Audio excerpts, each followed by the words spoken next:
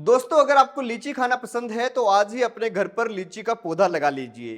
पौधा लगाना कैसे है ये मैं आपको बताऊंगा, और बड़े स्तर पर अगर व्यावसायिक खेती करना चाहते हैं तो भी उसका तरीका भी इस वीडियो में आपको पता चल जाएगा। मैं आपको A to Z पूरी जानकारी इस वीडियो में देने वाला हूं। तो बता दूं दोस्तों कि सबसे पहले हम जानेंगे कि खेत का चुनाव कैसे करें। खेत का चुनाव मतलब मिट्टी का चुनाव कैसे करें। फिर हम बात करेंगे खेत की तैयारी कैसे करें। फिर हम बात करेंगे लीची की अच्छी किस्मों के बारे में। फिर हम बात करेंगे पौधे लगाने के सही समय के बारे में। फिर हम बात करेंगे पौधे लगाने के सही तरीके के बारे में। फिर हम बात करेंगे कि इंटरक्रॉपिंग कौन कौन सी चीजों की कर सकते हैं उसके बीच में। फिर हम बात करेंगे खाद कब और कैसे देनी है। फिर हम बात करेंगे कटाई छटाई के बारे में। फिर हम बात करेंगे बीमारियों के बारे में। फिर हम बात करेंगे कि पानी यानी सिंचाई का पूरा प्रोसेस क्या रहता है उसके बारे में। फिर हम बात करेंगे हार्वेस्टिंग के बारे में, और अंत में हम जानेंगे कि इसकी खेती करने से प्रति एकड़ कमाई कितनी हो जाती है।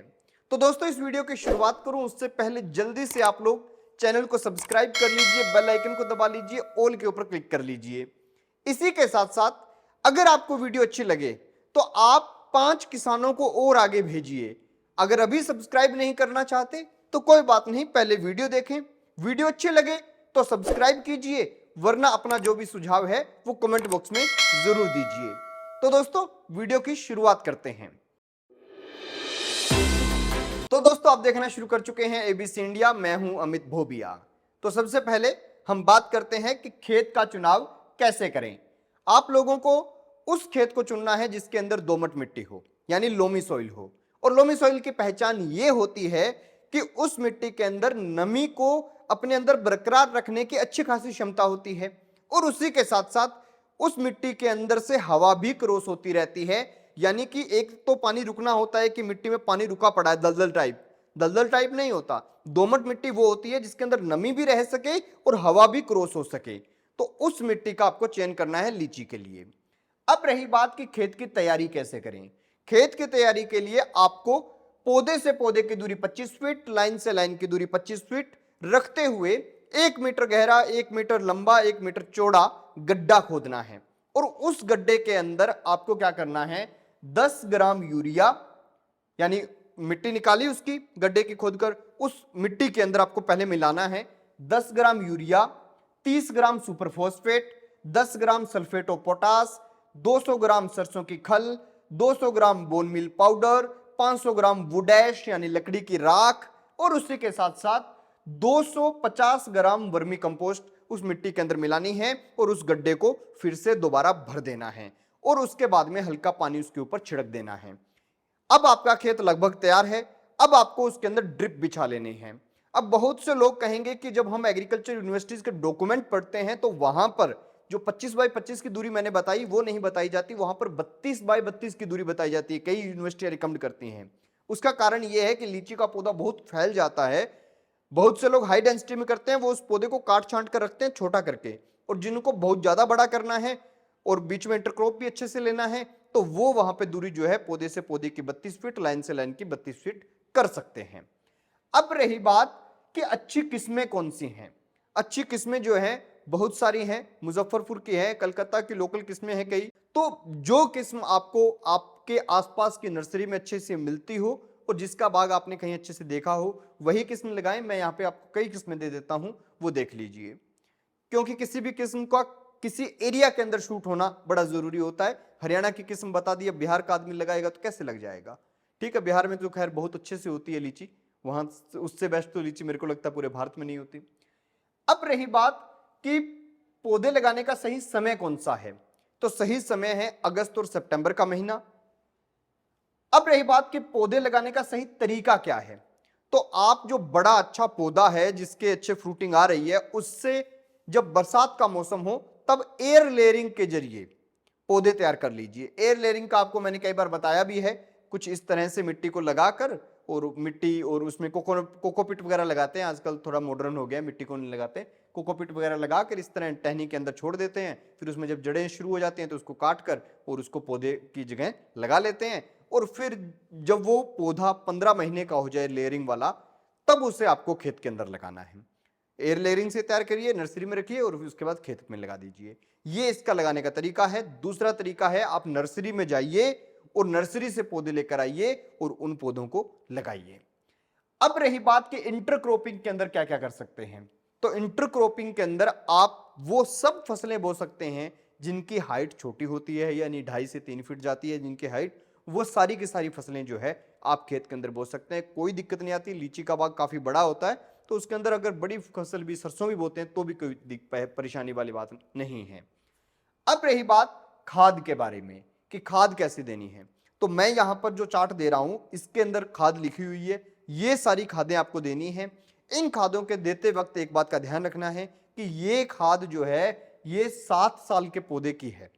अब कोई पूछेगा सर हम 2 साल के पौधे को कैसे दें, 1 साल के पौधे को कितनी दें, ये कैसे निकालें? तो जैसे यूरिया है 110 ग्राम है, आप क्या कीजिए इसे 7 से भाग कर लीजिए। अब 15-16 ग्राम के आसपास जो आएगा उतनी जो खाद है आप उस पौधे को दे दीजिए, 1 साल के पौधे को। उसके बाद में हम थोड़ा आगे बढ़ते हैं, 2 साल का पौधा है तो आप इसे 6 से डिवाइड कर लीजिए, 3 साल का है तो 5 से डिवाइड कर लीजिए, यानी 1 साल घटा दीजिए और एक उधर से इंक्रीज कर लीजिए। उसके हिसाब से डिवाइड करके आप जो है इनको डाल सकते हैं, ये अपने हिसाब से फॉर्मूला बना लेना। ये 7 साल के पौधे की खाद है। अब रही बात की कटाई छटाई। कटाई छटाई आपको उन टहनियों की करनी है जिनके अंदर कोई बीमारी हो, और उन टहनियों की भी करनी है जो टहनियां एक दूसरे को इस तरह से क्रॉस करती हो। इस तरह से आपको कटाई छटाई करनी है। बाकी थोड़ी माली की राय लेंगे तो बेहतरीन रहेगा। वैसे एक वीडियो है हमारे चैनल पर कुछ ऐसे थंबनेल वाली, वो जरूर देखिएगा। कटाई छटाई के बारे में आपको पूरा नॉलेज उसमें मिल जाएगा। Central ladder system, modified ladder system, open ladder system, इनसे आपको पता लग जाएगा कि कैसे पौधों की कटाई छटाई करनी होती है। अब रही बात बीमारी के बारे में, तो आप इसके अंदर एक लीफ कर्ल की बीमारी आती है, तो आप डाइमेथोड जो है 2 ml पर लीटर पानी के अंदर मिला के इसकी स्प्रे कर दीजिए। इसी के साथ साथ एक फ्रूट क्रैक की बीमारी भी आती है। वो एक्चुअली में मैं तो आपको रिकमेंड करूंगा कि जब फ्रूट क्रैकिंग वगैरह आए तो प्रॉपर आप एक बार अपने आसपास के किसी एग्रीकल्चर एक्सपर्ट से जांच करवाइएगा। बहुत से कारण होते हैं उसके भी, कोई एक कारण नहीं होता कि ये स्पेसिफिक दवाई मैं आपको बता दूं और कर दूं। अब रही बात पानी के बारे में, तो पानी जमीन में नमी बनी रहे इस हिसाब से आपको देना पड़ेगा, और इसीलिए मैंने बोला ड्रिप बिछा लीजिए। ड्रिप जो है वो 1-2 दिनों में आप 2-3 घंटे चलाएंगे तो उससे प्रॉपर पानी जो है वो पौधों को मिलता रहेगा। और उसी के साथ साथ जब भी आप पौधे लगाएं तो उसके आसपास जो घास फूस होता है वो डालकर मल्चिंग कर दें। घास फूस नहीं, मतलब चावल की पराली जो होती है, भूसा जो होता है वो डाल के मल्चिंग कर दें, जिससे थोड़ी नमी जो है जमीन में ज्यादा बनी रहेगी और पौधे के आसपास घास भी नहीं होगा। अब रही बात हार्वेस्टिंग के बारे में। हार्वेस्टिंग का सिंपल है, ये फ्लावरिंग का स्टेज जो है ये फरवरी मार्च के आसपास रहता है और मई जून जुलाई के आसपास हार्वेस्टिंग होती है। जब फल पक जाएगा, तैयार हो जाएगा तो हार्वेस्टिंग कर लीजिएगा। और याद रहे कि 75 से 100 किलो के आसपास जो है हार्वेस्टिंग के अंदर इसका प्रोडक्शन मिल ही जाता है। मतलब एक पौधा जो है अच्छा एज का, क्योंकि 5 से 6 साल का पौधा आपको फल देना शुरू करता है, उससे पहले नहीं देता। तो 5-6 साल का अच्छा मैच्योर पौधा होता है तो वो आपको लगभग 75 से 100 किलो के बीच में पर पौधा फ्रूटिंग दे देता है। अब रही कमाई की बात, तो कमाई का बड़ा सिंपल सा हम मान के चलते हैं आज के रेट के हिसाब से, और कम से कम आज का जो रेट है लीची का उसके हिसाब से हम कमाई मान के चलेंगे कि 50 रुपए किलो लीची बिकती है। हम मानते हैं 100 किलो हमारे खेत में नहीं होगी, 80 किलो तो हो जाएगी। 75 से लेकर 100 के बीच में एवरेज आती है। 80 किलो भी अगर होती है तो एक पौधे से 50 गुना 80, 4000 की लीची मिल जाती है। और लगभग 70 पौधे लगते हैं आपके 1 एकड़ के अंदर 25 बाई 25 के हिसाब से। तो आप ये मान के चलिए कि 7 का 28, 2,80,000 रुपए की कमाई आपको 1 एकड़ से हो सकती है कम से कम। आज से 5 साल बाद ये कमाई आपकी दुगनी तिगनी हो सकती है, लेकिन आज के रेट के हिसाब से और कम से कम रेट के हिसाब से 2,80,000 रुपए आप कमा सकते हैं पर एकड़ के हिसाब से। अब रही बात कि अगर आप इसकी खेती करना चाहें तो कुछ हिदायतें हैं मेरी तरफ से। वो ये है कि सबसे पहले तो आपने अपने एरिया के अंदर देखने हैं कि कौन से बाग कामयाब हैं। अब ये वीडियो जो पंजाब का आदमी देख रहा है वो सोचता है कि हाँ अपने तो लग ही जाएंगे, और अगर कोई देख रहा है बिहार का आदमी, वो कह रहा है कि अरे इतनी खाद काहे बता दी, हम तो वैसे ही बो लेते हैं और हमारे यहाँ तो एकदम गुच्छे में फल लगता है। अब इस वीडियो को देख रहा है हरियाणा का आदमी, वो कह रहा है ये बकवास मार रहा है, अपने आप पे नहीं होगा। एक्चुअल में दिक्कत क्या है, हर एरिया के हिसाब से आपको पहले देखना चाहिए कि वहां पे ये खेती हो सकती है कि नहीं। हमारे व्यूअर्स हैं वो तो छत्तीसगढ़ से भी हैं, असम से भी हैं, बिहार से भी हैं, हरियाणा से भी है, पंजाब से भी हैं, राजस्थान से भी हैं, पूरे भारत से हैं और पाकिस्तान के भी काफी व्यूअर हैं।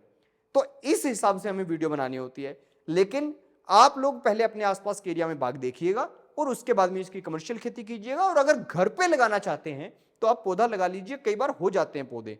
आम हमारे आसपास कई एरिया में नहीं होते, हमारे यहाँ हो जाते हैं। आम जो है उत्तराखंड में अच्छे होते हैं, लेकिन हमारे यहाँ कम से कम अचार बनाने वाले आम तो हो ही जाते हैं। तो इस हिसाब से मैं आपको यही कहूंगा, घर पे लगानी है तो आप मेरी एडवाइस से लगा लीजिए, वरना एक बार किसान से जरूर मिलिएगा जब भी आपको लगाना हो। बाकी हमारी कई वीडियो आपको यहाँ पे दिखाई दे रही है, वो वीडियो जरूर देखें। देखते रहिए एबीसी इंडिया।